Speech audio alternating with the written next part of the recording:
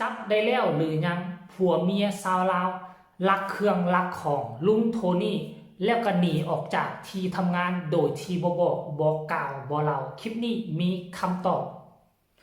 กับทักทายสบายดี FC เนาะทุกทาน FC ทุกคนนะมาพบมาพ่อกับค่อยเจบ่เล่าในคลิปนี้ก็เป็นเรื่องราวที่น่าตกใจเป็นเรื่องราวข่าวสารอยู่ทางต่างประเทศแต่ว่ามันเกี่ยวข้องกันกับคนลาวของพวกเขาเนาะข่าวแบบนี้และช่วงนี้ออกข่าวมาตลอดที่ผ่านมาเคยได้ยินข่าวแต่คนเขมรคนกัมพูเชียคนพม่าขโมยของยกพวกไปลุมปะทะคนไทยแนวนั้นแนวนี้แต่ว่าช่วงหลังๆนี่มันกลับกลายมาเป็นคนลาวเริ่มก่อเหตุคนลาวขโมยของคนลาวสมปิโดยเฉพาะคือการขโมยของเนี่ยนะมันเป็นเรื่องที่สังคมลาวเขาบนหน้าจะมีคนแบบนี้อยู่และสังคมลาวคนลาวอยู่ในประเทศลาวบ่สนับสนุนให้กลุ่มคนเหล่านี้มีอยู่ในประเทศและค่อยหวังว่าอย่าสู้ให้คนเหล่านี้กลับคืนมาสู่ประเทศเราจงพากันพักดันมันออกนอกประเทศให้ตำรวจไทยจับแล้วเอาไปขังคุกขังตารางมันจะเป็นการดีที่สุดคนลาวถ้าเป็นคนลาวแท้บ่มีนิสัยแบบนี้ตั้งแต่อดีตมาเนาะครั้งนี้มันเกิดขึ้นมีครูผัวเมียคนหนึ่งไปขอทำงานไปขอเฮ็ดเวียกนำอินฟลูเซอร์คนดังโดยเฉพาะคือลุงโทนี่ไผก็ฮู้จักลาวเราเติบโตมาจากการไล่สดขายของท่านผู้ชมบ่คิดบ่ฝันว่าเราจะมีความประสบผลสำเร็จ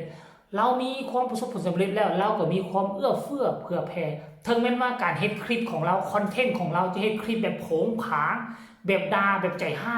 แต่ในที่จริงแล้วลึกๆเราบ่ได้เป็นคนแบบนั้นเราเป็นคนเอื้อเฟื้อเผื่อแผ่โดยเฉพาะคือพี่น้องอ้อมข้างประเทศอ้อมข้างนี่เป็นคนที่ประเทศยากจนด้อยพัฒนาเราจะให้ความดูแลอุ้มสู้ยู่หนุนและผัวเมียคู่นี้ก็เป็นอีกคู่หนึ่งที่เราสงสารที่เราให้โอกาสมาเฮ็ดเวียกเฮ็ดวาอยู่นำเราเอาเงินเดือนให้กินเข้าน้ำซ้ำป่าเลี้ยงมีที่พักให้ฟรีแต่ว่ามันเกิดเหตุการณ์อย่างขึ้นเป็นอย่างลุงโทนี่จึงออกมาประกาศแบบนี้เดี๋ยวค่อยจะอ่านสู่ฟังเด้อเมื่อก่อนนี่แหละท่านผู้ชมผ่านไปมื้อนึงนี่แหละประกาศหา2ผัวเมียนี่มันอยู่ไสอยู่ซั่นเด้บอกลุงแดลุงจะไปหามันลุงมีรางวัลแจ้งเบาะแส 10,000 บาทให้เฝ้าสวนดอกไม้ทางขึ้นภูทับเบิกลุงเบิงแยงดูแลเข้าปลาอาหารทุกอย่างดีซื้อไปให้เอาอาหารจากห้างไปให้กินเลี้ยงดูอย่างดีทุกอย่าง ได้หักเงินแล้วหนีไปโดยบ่ได้บอกกล่าวคือสิมันได้หักเงินเดือนแล้วหนีไปบ่ได้บอกกล่าวเนาะบ่แจ้งอีหยังเลยไปบ่เอาอีหยังไปด้วยจะบ่ว่าไปแล้วนะถ้าบ่เอาเครื่องเอาของไปก็โอเคสิบ่ว่าหยังบ่โพสต์บ่ประจานแล้วนี่ดอกเนาะแต่มันลักหม้อถ้วยจานของใส้ต่างๆไปน้ำของใส้ไฟฟ้าพัดลมก็เอาตู้เย็นก็เอาห่วยโอ้โหตู้เย็นแสดงว่ามันเอาไปหมดได้หม้อดอกหม้อแดงหม้อซุกี้ตู้เย็นพัดลมห่วยโทรทัศน์ทีวีมันจะเอาไปหมดตัวหันเครื่องใส้ไฟฟ้าเอาไปหมด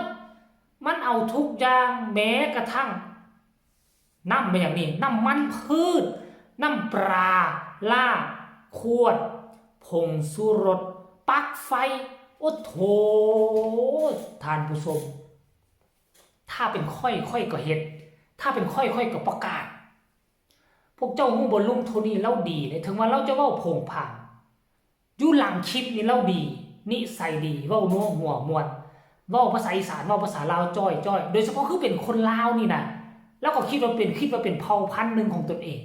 เราจะให้โอกาสแล้วแต่เป็นอย่างต้องมาเฮ็ดแบบนี้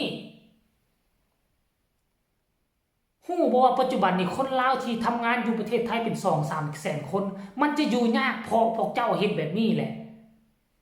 เพราะผัวเมียคู่นี่แหละต่อไปแล้วไผจะกล้าจ้างคำว่าคนลาว ยิ่งคนกรุงเทพยังมักดูถูกคำว่าลาวลาวลาวอยู่แล้วยิ่งไปสร้างให้เขาดูถูกตืมอีกตืมสมแล้วที่เขาดูถูกว่าคนลาวคนนิสัยบ่ดีคนลาวคนจนคนบูบัฒนาสมองบอกมาละของขึ้นบ่ควรให้มีคนแบบนี้อยู่ในประเทศของพวกเขาเด้อท่านผู้ชมถ้ากรณีว่าเจ้าได้เงินเดือนแล้วเจ้าหนีไปนะก็มันก็บ่สมควรเฮ็ดเนาะมันบ่มีมารยาทแต่ว่าหนีไปแล้วถึงว่าบ่มีมารยาทเราก็บ่เอาผิดเอาแม่นดอกแต่ว่าเจ้าไปลักเครื่องของขโมยของเราไปนำมันตีล่ะเอาไปบ่เอาไปละล่าน่ะตู้เย็นพัดลมสายไฟก็เอาไป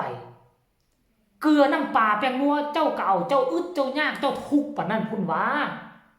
แล้วซ้ำบ่นำน่ะเจ้ายังสิไปใช้ชีวิตอยู่ในประเทศไทยต่อค่อยคิดว่าบ่เกิน2มื้อเขาจับเจ้าได้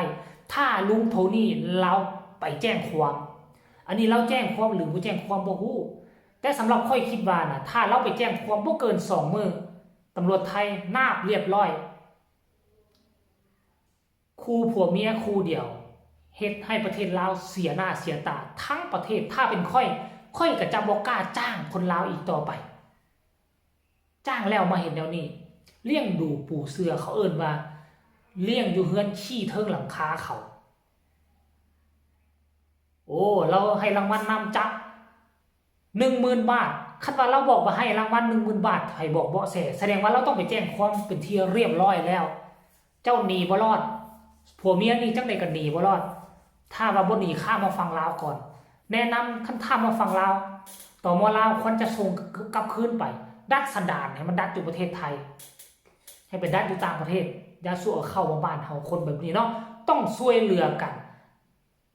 คือคนไทยว่านิ้วใดบ่ดีตัดนิ้วออกอันนี้ก็ซ้ำนิ้วมือนิ้วตีนคู่ผัวเมียนี่บ่ดีก็ตัดมันทิ่มติจะให้เขาเอ่ยว่าคนลาวถึงแม้นว่าคน2คนอยู่ซื่อแต่เวลาเขาเอิ้นมากับคนลาวได้คันคนไทยเฮ็ดผิดไปเฮ็ดผิดอยู่ต่างประเทศเขาสิว่าคนไทย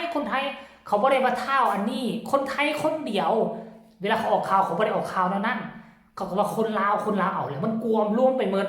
เฮ็ดให้เสียหน้าเสียตาเสียชื่อเสียงและคนลาวที่ทำงานอยู่ประเทศไทยเป็น 2-3 แสนคนจะลำบากเพราะพวกเจ้าเพราะฉะนั้นคนลาว 2-3 แสนคนอยู่พุ่นถ้าเห็นคู่ผัวเมียนี่ไปเฮ็ดเวียกเฮ็ดงานนะพวกเจ้ารีบแจ้งลุงโทนี่ได้เงิน10,000แล้วให้เขาไปดัดสันดานอย่าให้มันมีคนแบบนี้อยู่ในประเทศลาวของพวกเขาเอาเนาะท่านผู้ชมคลิปนี้ก็น่าจะฝากฝังไว้ตรงนี้จับได้หรือบ่จับได้ก็บ่ฮู้เนาะเพียงแต่เอามาอ่านวิเคราะห์นํกันเนาะก็ค่อยคิดว่าบ่เกิน 2-3 มื้อจับได้แน่นอนเอาคลิปนี้ก็ฝากฝังไว้นี่ฝากทุกคนกดไลค์กดแชร์กดติดตามให้แน่เพื่อจะบ่พลาดในคลิปต่อไปที่สำคัญอย่ากดข้ามโฆษณาพบกันแม่ในคลิปหน้าสำหรับคลิปนี้สบายดีบ๊ายบาย